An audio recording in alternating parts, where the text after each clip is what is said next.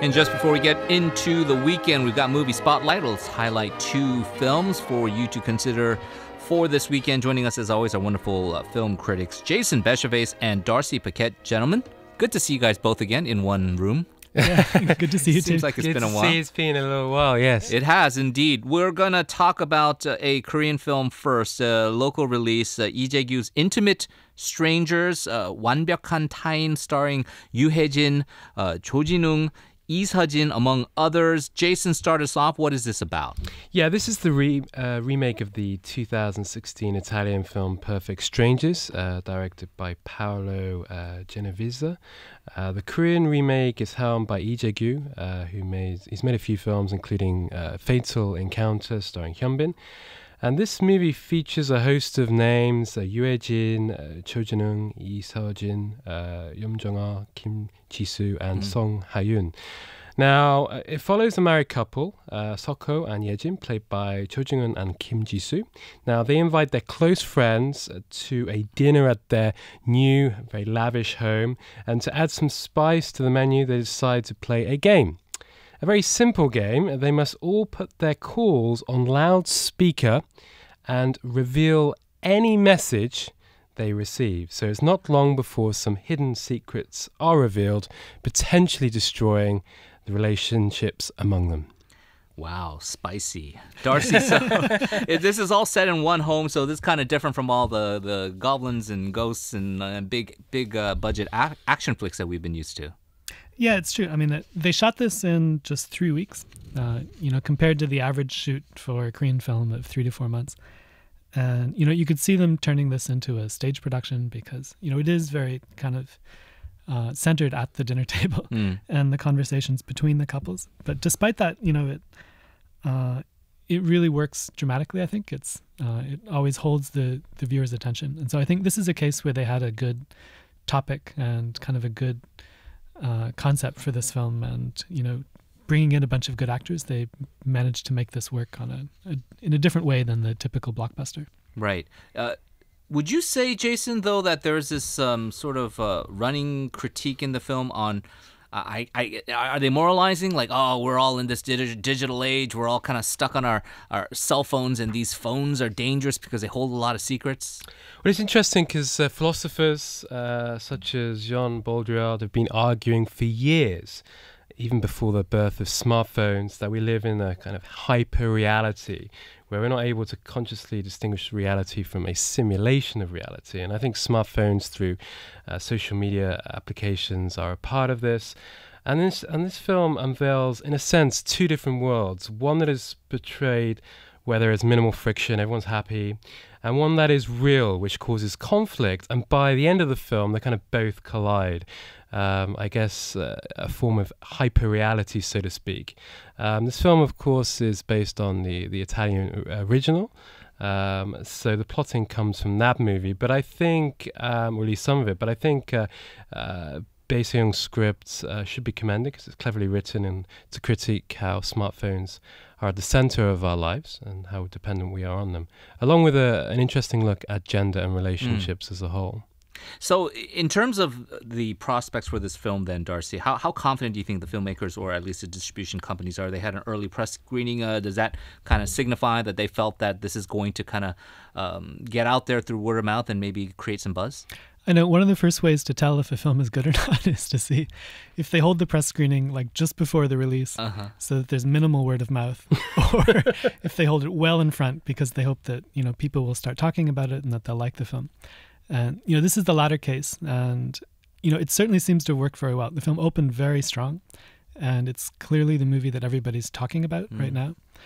At first glance, you would have looked at this and looked at the lineup of stars, and, it's kind of a lower budget film, and it wouldn't seem to be something that would kind of take the box office by storm. But on the other hand, I think we've seen this a lot at the box office this year, whereas if you have a concept that's somewhat different, right, and that gets people talking and that makes them curious, Audiences seem to be in the mood for something new, and this does feel very new within the context of kind of this year's Korean films. So some positive vibes. I think you guys are both bullish. Jason, generally you like this film, I guess. Oh yeah, I really, really enjoyed it. It was a lot of fun watching it, and it was a bit of a trek for me to go and see it because I had to see it before I went to the UK. And yeah, it was original, and there are some unexpected twists along the way. I mean, some of it was, I guess, predictable to some extent, but certainly by the end, I was surprised to a large extent. All right, well, very good. Let's talk about the foreign film on release here. We're all recovering from all the delicious candy that we've been eating post-Halloween. But we actually have a film that is, if you follow horror films, you'll know this is an iconic series.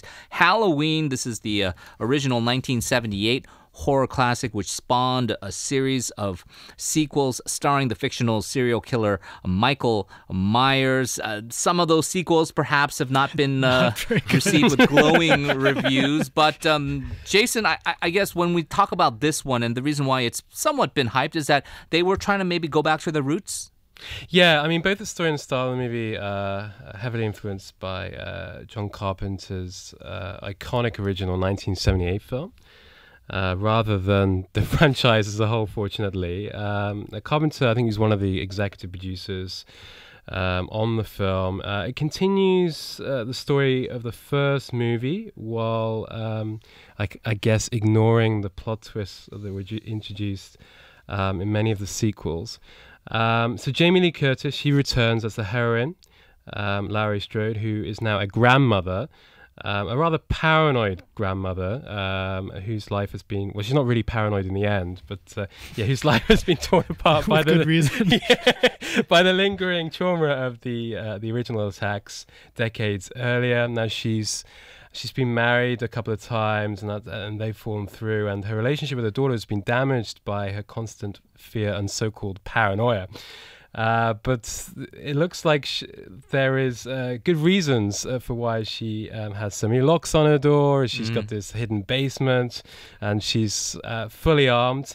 And when Michael Myers, the notorious Michael Myers, escapes during a prison transfer and comes back to target Laurie, her daughter, and her high school age granddaughter, it's a good job that she's somewhat prepared. Okay, well, you just mentioned Jamie Lee Curtis, right? And she was a very young woman when she first had this role in the 78 film. She's gone on to have a fairly long, successful career. She's a grandma in this one, so that would then... if you think of it logically, then Michael Myers would also be a grandma, right? A grandpa, right? I know you don't have too many horror films where the murderer is in his 60s. And, in this film, pretty formidable. I mean, he seems to have been working out in prison for all these years because, despite being a little bit aged, he's clearly kind of indestructible. And anyway, he wears his mask, and so you can't see his face throughout the Botox film. He doesn't talk. The wrinkles in the face. And so. Yeah, in watching the film, he looks like the same killer who was, stalking Jamie Lee Curtis when she was so young. But I think that, one of the things that makes this franchise work and that made the original work really well was that we know very little about the killer. Like, he's kind of this blank slate. And so because he doesn't talk or express any particular emotion, we can just kind of imagine what's going on inside of him. And a lot of people talk about how the thing that's most frightening is the thing that you can't really see or that you don't really know. But despite that, he's formidable, but Jamie Lee Curtis as well. She comes across as quite a powerful figure in this film as well. She's been preparing for the confrontation, and so it's a pretty even match, I think, by the end. Well, so again, I feel some positive vibes here. Jason, speaking of the producer, Jason Blum, he was a high-profile guest at this recent Busan International Film Festival. What do you think he brought to the franchise?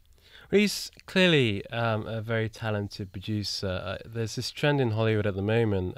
We've seen this with the Jurassic Park kind of reboots. This nostalgia with kind of older films being rebooted, but at the same time attracting a younger crowd. And that's what works here really well as well, because for those who are familiar with the original, they'll go and see it, and there's quite a lot they can take from the film. But equally, younger viewers can go and watch it and not necessarily have seen the original film, but still enjoy it. I mean, it's a scary film. I actually just came out of a theater. I'm still shaking. And yeah, it works for a younger crowd as well as an older crowd. And this producer clearly knows that. And this film's been a success in the States. I think it's generated around about $150 million in what is not a particularly a busy time at the multiplexes over there. And he's been responsible for films such as Paranormal Activity, Insidious, The Purge, and he's also earned Oscar nominations for films like Whiplash and Get Out, so clearly very smart. He knows what he's doing. Well, it looks like this is very well reviewed overall. Darcy, what do you think is sort of the reasons why, you might think, oh man, another Halloween is going to be maybe a mediocre film, but this one, not the case? Yeah, it's not the case that everybody likes it, but certainly the reviews are better than you might have expected the other sequels. And I think it did really do a good job of kind of keeping the strengths of the original film, kind of going back to those strengths, while also adding something new. And so, I mean, Jamie Lee Curtis, returns from the original. She gives a really solid performance. And it is sort of refreshing to see a horror film, too, that looks at kind of the long-term psychological effect of being in one of these situations. Most horror films just kind of end with the attack. But in this one, kind of like you see it in the plot, how, her life has been destroyed by, the events of the original film. But her performance expresses that well, too. I like that we saw kind of 3 generations of women face off against the killer in the final reel. That was fun. And then there were a lot of really interesting references back to the original. So, I mean, for example, there was a scene in the original where Laurie is sitting in her high school classroom and she looks out the window. And Michael Myers is across the street kind of staring in at the school. And in the new film, the granddaughter is sitting in a seat that looks exactly the same. And she looks out her classroom window and she sees her grandmother standing across the street. And so it's sort of, it's not particularly scary because it's her grandmother, but it makes you remember the original. And these touches are scattered throughout the film, I think, for fans of the original film. All right, great. Well, somewhat unusual. We got 2 films that are coming fairly highly recommended by both of our critics here. Something to definitely chew on over the weekend. Jason, Darcy, we're going to have to leave it there. But thanks as always. Hope you guys have a good weekend. Thanks, you too. You too.